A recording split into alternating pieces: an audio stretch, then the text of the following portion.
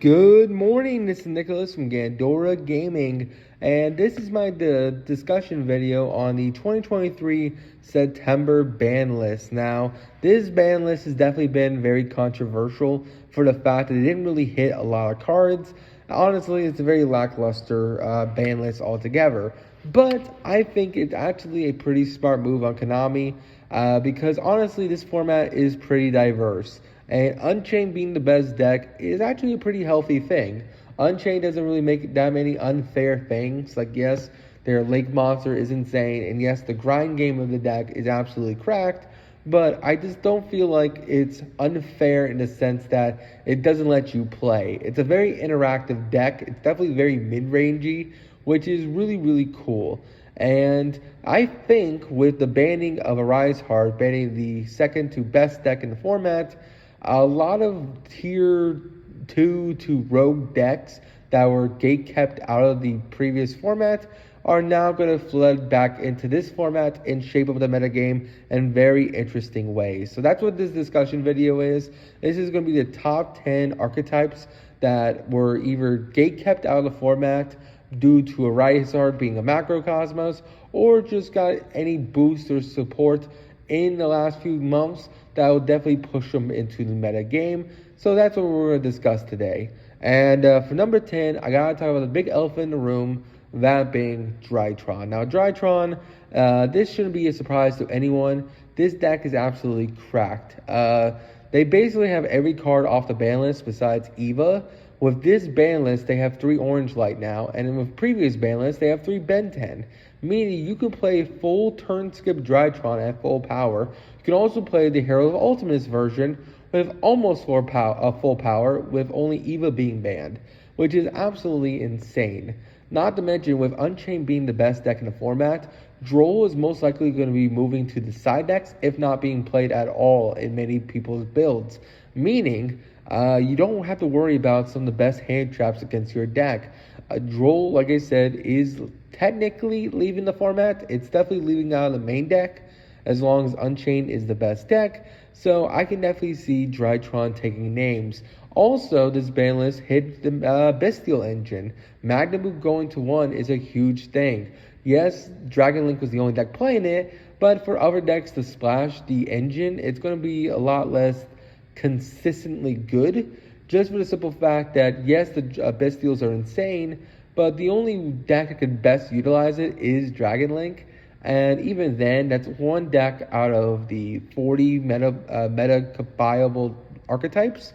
So I definitely think with the Magnemite going to 1, Droll leaving the format, and the Macrocosmos known as Rise Heart leaving the format, I think Drytron has the ability to take center stage as a really, really powerful tier 1, tier 2 deck at your local to regional level. I really do. They have everything they have at their full power. Now it's only up to having good pilots and people willing to play the deck. So that is what I have for number 10. Let's move on to number 9. So for number 9, I actually have a Dinosaurs. Dinosaurs, they've definitely left this format. Macrocosmos did not help them in the form of Rise Heart. But now that Rise Heart is banned, Mist is still insane. Dinosaurs are still at full power besides Mist at 1. And I think this deck can take names. Book of Eclipse is really, really strong in this format, and their boss monster Book Eclipse the entire field, and it attacks all of them, and then it doesn't destroy, it sends them to graveyard, which is absolutely insane. Not to mention, Dinosaurs have access to some of the strongest cards in the game, and they're getting support in the form of Transcendent Drakes in the Evolsaurs. I think Dinosaurs have a huge potential to shake up the metagame.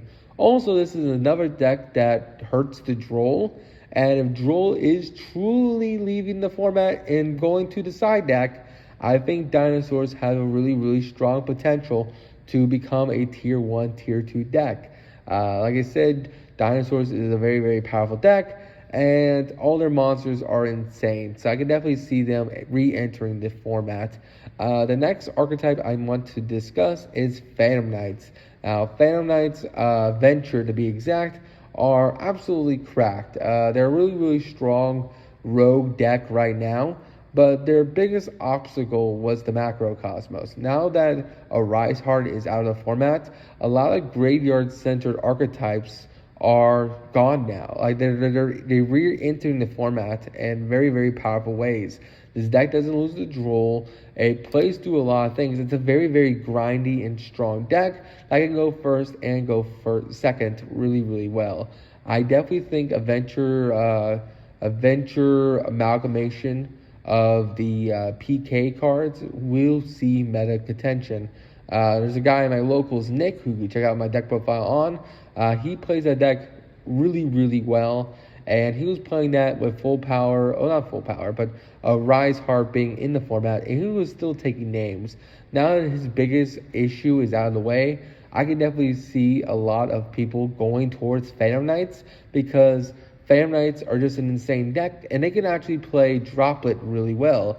Droplet is one of the best staples in previous formats that was kind of taken out of the format just due to the fact that you can't send the cards to the graveyard while Rise Heart was around. But now that Rise Heart is gone, you can play Droplet again and just discard your entire hand, negate the entire board, and then play from the graveyard, which is absolutely insane. So that is why I think PK, or Adventure PK, is definitely going to see some meta play going forward, at least at the local to maybe regional level. It really depends. The next archetype I want to discuss is Tri-Brigade. Tri-Brigade is a fan favorite archetype. This archetype has been around since Phantom of Rage, and it's been taking names. Lyralist Tri-Brigade is basically at full powered. Yes, the Samorg link is gone, and yes, the barrier statue is gone, but Lyralist Recital has gone back to 3, and none of the Tri-Brigade have been hit at all. Like, you can literally play full power Drytron and full power Lyralist, which were very, very powerful decks in previous formats, and I definitely think Lyralist has potential to shape up the metagame. And even if the Lyralist Tri-Brigade build isn't the best build, there is still, of course, the Sprite Tri-Brigade builds. I think either way you slice it, this deck still has huge plays going first, and it can do a lot of really cool things, especially playing like 10 to 15 hand traps. So I could definitely see Tri-Brigade of some kind re-entering the format, if not as a rogue deck, definitely maybe a tier 2 deck. I don't think Tri-Brigade is a bad deck at all, and I definitely can see it going back into the format. Another archetype that has left the format but might be re-entering is Mathmech.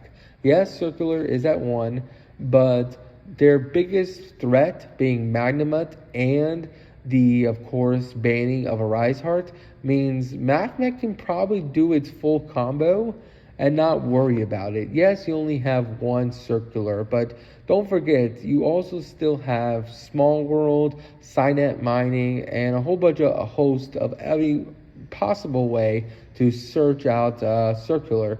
So I definitely think with the banning of Rise Hearts and the Bestials leaving the format, I can definitely see Mathmech taking center stage.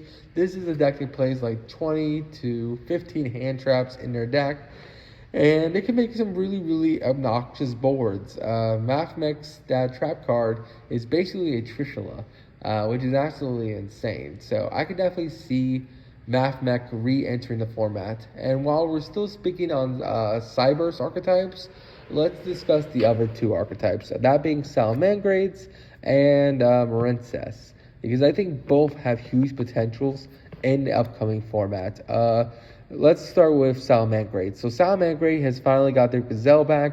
They're officially off the ban list. Like, I think maybe they have one card still limited, which is Cerberus, I think. But not Cerberus, the rank 3. I think the rank 3 is still at 1, but that's not really a big issue because you can recycle it with all your Salamangreat monsters. And yeah, Salamangreats with their new support is a very, very scary deck. They're already really, really strong at the most recent YCSs and regionals. This deck has taken center stage. There's a reason why Salamangreat Fire is a $20 to $30 card. And now that their biggest issue being a Rise Heart is gone, this deck can play basically at full power now. Gazelle is at 3. This deck has huge things going for it, and yeah, be afraid of Salamangreat. It's going to be setting up a Rage Pop 4 with a Roar set very, very consistently now. And now they don't really have to deal with Shifter and things like that. I could definitely see this deck retaking back the format. Same thing goes for Marincess. Marincess, they like the graveyard too. They didn't really like Rise Heart being in the format. Funny enough, I feel like Marincess was still viable up to like May or June, but they just kind of fell off. But now that Rise Heart's gone, they don't have to worry about macro so much. And Droll, like I said, is going towards the side deck than the main deck. I can definitely see Marincess taking some names as well. It's still a very, very powerful Cyberse archetype, and I still think they have some of the best utility cards in the game. Not to mention, this deck can now also set up the whole Barrier Statue of Water lock on you, which is very, very scary. So expect maybe Marincess might be doing something in the upcoming format. Who knows? The next archetype I want to discuss isn't coming back into the format right now, but can definitely see potential going forward. That being Draco Slayer. Now, Draco Slayer is the only pendulum archetype I want to discuss on this video.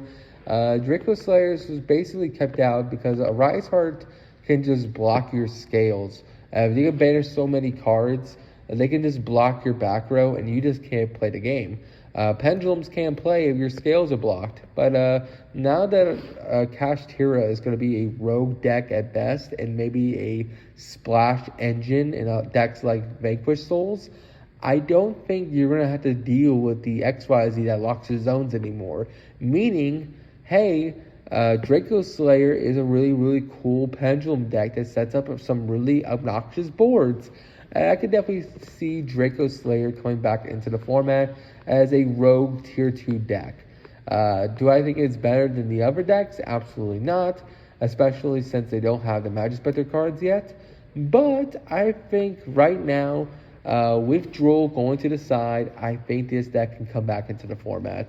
Macro Cosmos wasn't really a big deal for them, but now that they don't have to worry about their zones being locked, I think they can actually start playing the game again, which is pretty swell. The next type of archetype I want to discuss is Runic. So yeah, Runic, it's terrifying. With Rise Heart being banned, you don't have to worry about your Runic spells being banished anymore. Meaning, Runic for Hire Sprite is definitely going to be a tier 1 to tier 2 deck in the upcoming format. This deck is just too insane not to be. The only reason why I think it may not be in the format is if players are just too bored of playing Sprite anymore. This deck is absolutely cracked. It sets up so many interruptions. It's ridiculous. Like, this deck is cracked on crack on crack. It draws like 4 cards. It draws cards on your turn. It's ridiculous. It sets up so many interruptions. This deck is insane. So I'll be surprised if some Runic version doesn't re-enter the format. The field spell is still insane. All the Runic spells have been reprinted, so it's even cheaper for more people to play the decks. I don't know. I just feel like I'm surprised Runic actually fell out of the format, to be perfectly honest. But now that their biggest competitor of Kashtira is now leaving the format, I can definitely see them re-entering like nothing happened. These last 2 months of them being missing don't matter anymore because they're still insane and they will still be shaping up the meta. So that is it for number 2. You can put like 5 decks in the Runic/Sprite category, but I definitely think that Runic is a very, very scary deck, and be out for that. Alright, so now we're at our number 1 of the top 10 decks that have a possibility of re-entering the metagame. I'm not gonna lie, this deck I really hope is unplayable, but we just gotta see. That being everyone's favorite tier 0 archetype, Tier Elements. Yep, Tier Elements are back, baby. Let's go. Yeah, let's think about it. Tier Elements are a very, very powerful deck that got murdered on a ban list. And honestly, their biggest issue from being a rogue second deck or tier 1 deck is honestly Kashtira in the format. But now that Kashtira is no longer going to be in this format, I honestly do think that Tier Elements or Tier Elements Sprite or any variant of this deck has huge potential going forward into the metagame. We already see in the OCG, Tier Elements is still a very, very scary deck in that format.